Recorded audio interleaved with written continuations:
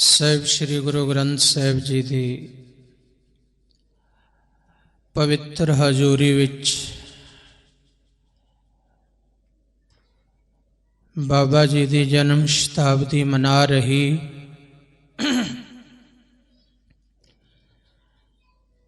ਗੁਰੂ ਸਵਾਰੀ ਗੁਰੂ ਪਿਆਰੀ ਗੁਰੂ ਖਾਲਸਾ ਸਾਧ ਸੰਗਤ ਜੀਓ, प्यार सत्कार सहित फतेह बुलाओ। वाहिगुरु जी का खालसा वाहिगुरु जी की फतेह।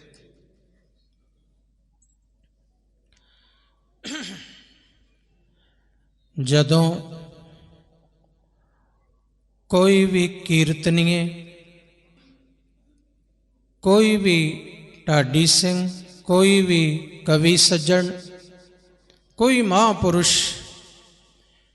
स्टेज तो फतेह बुलाते ने, उदों हाजरी लगती है गुरु चरना च। लवाया करो, बोलो सारे वाहिगुरु जी का।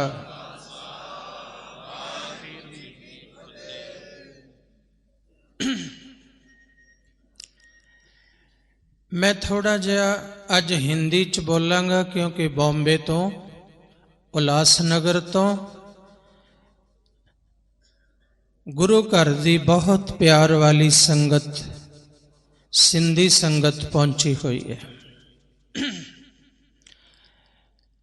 हरियाणे वालियां नूं तां हिंदी पूरी समझ आउंदी है ते सतसंग दी उन्हां नूं भी थोड़ी समझ आ जाएगी। वैसे तो हुण समा हो गया अगली लड़ी दे पाठ प्रारंभ होण दा, पर अज पूर्णमाशी भी है, इसलिए थोड़ा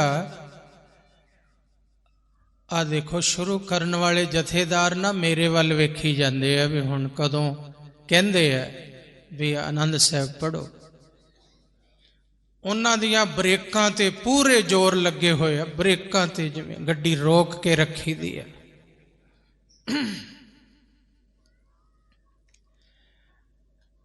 थोड़ी गड्डी गेर चो कढ़ लो, ब्रेकां ते पैर ना रखो ज्यादा, क्योंकि साडे सत्कारयोग भाई साहब भाई दिलबाग सिंह जी गुरुद्वारा मंजी साहब दे करनाल दे हजूरी कीर्तनीय भी पहुंचे है। भाई साहब भाई बेअंत सिंह जी कथाकार वो पहुंचे है।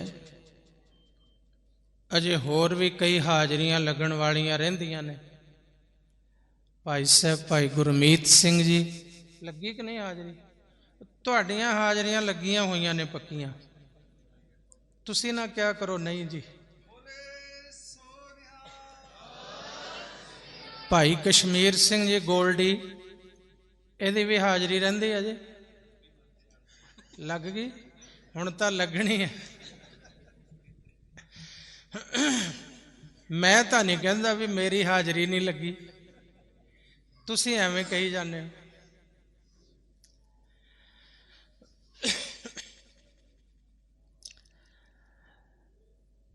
साहिब श्री गुरु रामदास पातशाह सोडी सुल्तान एक दिन हरमंदर साहिब की सेवा चल रही है और सतगुरु जी शाम के समय बाजार में निकले बाहर। कभी कभी इस बाजार में, कभी उस बाजार में, कभी उस बाजार में, कभी इधर कभी उधर। जहां जहां सत्संगियों की पुकार होती है कि सतगुरु जी दीदार बख्शो, दर्शन दो। जिन बाजारों में, हट्टियों पर, दुकानों पर सत्संगी बैठे सोचते हैं कि किसी दिन गुरु रामदास पातशाह इधर निकल आवे, हमारी दुकान पर नजर पड़ जाए तो हमारे वारे न्यारे हो जाए। तो ऐसे गुरु जी जिधर की पुकार प्रवान हो जाती है उधर बाजार में निकलते हैं, दीदार देने चले जाते हैं। दीदार देने जाते हैं। तो आज भी गुरु रामदास पातशाह एक बाजार में निकले, सब बाजार वाले आकर अपनी अपनी भेंटा आगे रख रहे। कोई दूर हाथ जोड़ के खड़ा दीदार दर्शन कर रहा है और दर्शनों का आनंद ले रहा है। जिसको दर्शन के माध्यम से लगता है कि दीदार करके जैसे जीवन मिल गया हो, लगता है कि रोज दर्शन हो रहे हैं तो जीवन मिल रहा है। देख देख जीवा गुर का दर्शन, देख देख जीवा गुर का दर्शन, देख देख जीवा गुर का दर्शन, देख देख। भावना के साथ दर्शन भी सामने करो और कहो भी, महसूस भी करो अंदर वो आनंद, दर्शन का आनंद एहसास भी करो। वो आनंद जो दर्शन करके आंख के माध्यम से अंदर उतर रहा है, उसको महसूस भी करो। देख देख जीवा गुर का दर्शन, देख गुर का दर्शन, देख जीवा गुर का दर्शन। गुर के चरण धोए धोए पीवा,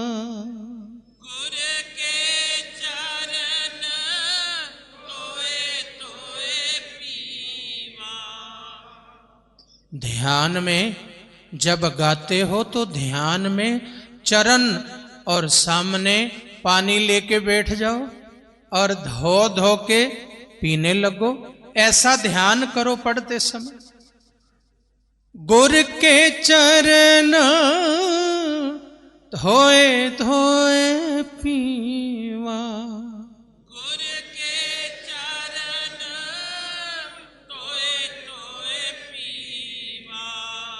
देख देख जीवा गुर का दर्शन, देख देख जीवा गुर का दर्शन। वाह वाह। ये गुरु जी कह रहे हैं कि ऐसे भी जग्यासु सेवक सत्संगी होते हैं जो दर्शन देखकर सोचते हैं कि ये देख के जीता हूं, जी रहा हूं गुरु के दीदार देखकर, ना हो तो शायद मरी जाऊं।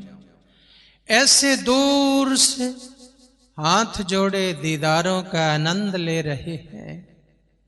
ऐसी भावना। ऐसे भक्तों में से एक महाराज के भगत हैं भाई सोमा। आगे आए। वो भी बाजार में छाबड़ी लगाते हैं और छाबड़ी में घुंघणियां, जो चने उबाले होते हैं मसालेदार, वो बेचते हैं। तो भाई सोमा आगे आए तो मेरा दिल क्यों किया कि ये साखी सुनाऊं कि ये जो अभी अभी कीर्तन कर रहे थे, बहुत अति सत्कार योग मेरे हरमन प्यारे अजीज भाई साहब भाई गुरिंदर शाह सिंह जी। ये भाई सोमा जो गुरु रामदास पातशाह के अनन्य सेवक थे, उनकी 13वीं अंश है। भाई सोमा की 13वीं अंश है। कितना मेल मिल गया 2013 बाबा ईश्वर सिंह जी महाराज का जो शारीरिक जन्म 1913 और 2013 में ये 100 साला जन्म शताब्दी 13। तो ये जो महान यज्ञ चल रहा है ये भी 13 क्योंकि 2626। तो ये जो भाई साहब जी अति सत्कार योग जो इस समय जो पानीपत में शाह साहब की गद्दी है उस गद्दी पर ये विराजमान है इस समय, और 13वीं अंश है भाई सोमा जी की इस समय।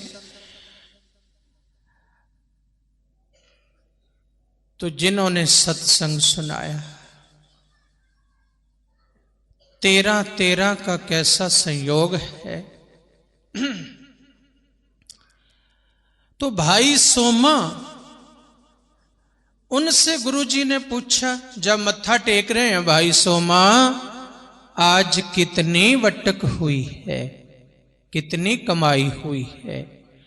महाराज इतनी हुई है। दिखाओ। तो जो कमाई हुई वो चने बेचकर छाबड़ी में से जितने बिके वो कमाई हुई गुरु रामदास जी के सामने। तो गुरु जी कहते, भाई सोमा आज मिस्त्रियों को दिहाड़ी देनी है, काम करने वालों को दिहाड़ी देनी है। भाई सोमा हमें चाहिए ये सेवा, ये वटक हमें दे दो। लो महाराज आपका ही दिया हुआ है, ये सब आपका ही दिया हुआ है, लो। महाराज कहने लगे ऐसे नहीं लूंगा। गुरु रामदास पातशाह ने ऐसे पल्ला कर दिया कि भाई सोमा इसमें डाल दो।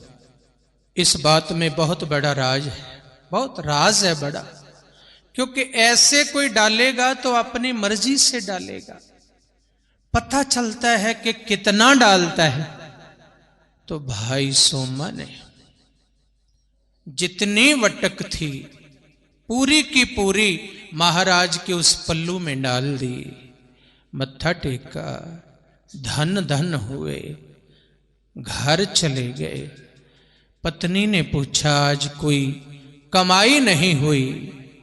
तो कहने लगे ऐसे बाजार में गुरु रामदास पातशाह आए तो आके कहा, सोमा वटक कितनी हुई हमें दे दो, क्योंकि हरमंदिर की सेवा चल रही है,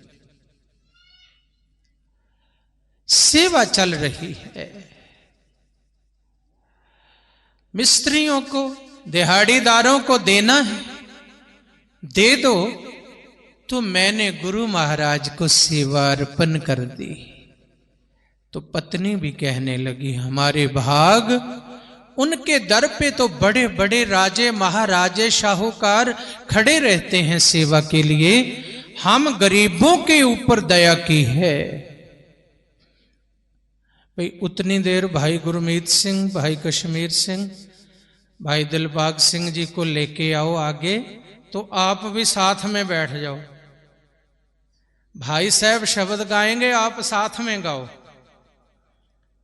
भाई दिलबाग सिंह जी साज रख लो, एक शब्द से सभी हाजिरी, लेकिन मुख्य भाई साहब भाई दिलबाग सिंह जी जो हमारे पूरे इलाके के गुरुद्वारा मंजी साहब ऐतिहासिक स्थान गुरु नानक देव जी का, वहां हजूरी कीर्तनी है, कमाई वाले पुरुष हैं। तो घर वाली ने कहा कि पतिदेव बहुत भाग्य उदय हुए कि हमारे ऊपर दया कर दी, हमारी सेवा प्रवान कर ली। दूसरा दिन बीत गया, ये रात बीत गई, दूसरा दिन आया। आज शाम को भी सतगुरु जी उसी बाजार में निकले। आज निहाल करते जा रहे हैं, कृतार्थ करते जा रहे हैं, निहाल करते जा रहे हैं। वैसे ही दर्शन करती संगत, वैसे ही भाई सोमा फिर आए, मत्था टेका। भाई सोमा कितनी बटक हुई। महाराज इतनी हुई तो गुरु रामदास पातशाह कहने लगे, भाई सोमा ये भी दे दो, आज ये भी दे दो। तो महाराज के पल्ले में पूरी की पूरी कमाई भाई सोमा ने फिर रख दी। तो शाम को घर चले गए। आज तो एक दिन तो जैसे तैसे बच्चों को भोजन खिलाया था, दूसरे दिन तो बच्चों के लिए भोजन भी नहीं था, बच्चे भी भूखे सो गए। भाई सोमा और उनकी धर्म पत्नी गुरु गुरु करते, वाहिगुरु वाहिगुरु जपते, गुरु का शुक्र करते, वैसे ही सो गए, भूखे सो गए, क्योंकि जो कमाते थे वो ही खाते थे। तीसरा दिन आया। आज शाम को भी गुरु रामदास पातशाह उसी बाजार में निकले। जब भाई सोमा आगे आए तो कहा, भाई सोमा आज कितनी बटक हुई। महाराज इतनी हुई। भाई सोमा आज भी दे दे। सत बचन महाराज, मेरे भाग। देखो घर में बच्चे भूखे, पत्नी भूखी, घर में रोटी नहीं पकी है, बच्चे भूखे हैं। तो उतने ही भावना से वो सिख भाई सोमा कह रहे, महाराज सत बचन, मेरे भाग। गुरु जी के पल्ले में जब तीसरे दिन भी पूरी कमाई डाल दी तो गुरु रामदास पातशाह ने गलवकड़ी में ले लिया। वाह भाई सोमा, तू तो शाह है, शाह है। तू अपने आप को गरीब कहता है, तू तो शाह है। भाई सोमा शाह, गुरु का शाह, शाहां दा शाह। इतने वरदान दे दिए तो गुरु जी ने कहा, भाई सोमा ये जो आपको प्रेम प्राप्त हुआ है, तो गुरु साहब ने गुरु घर की प्रचार की मंजी भाई सोमा जी को बख्शी। तो आज जिनसे कीर्तन सुना, जो भाई साहब भाई गुरिंदर शाह सिंह जी, क्योंकि 10वें पातशाह के समय भाई मेर शाह जी जो हुए, उन्होंने खंडे बाटे का अमृत शक के सिंह पदवी भी साथ में लगवाई।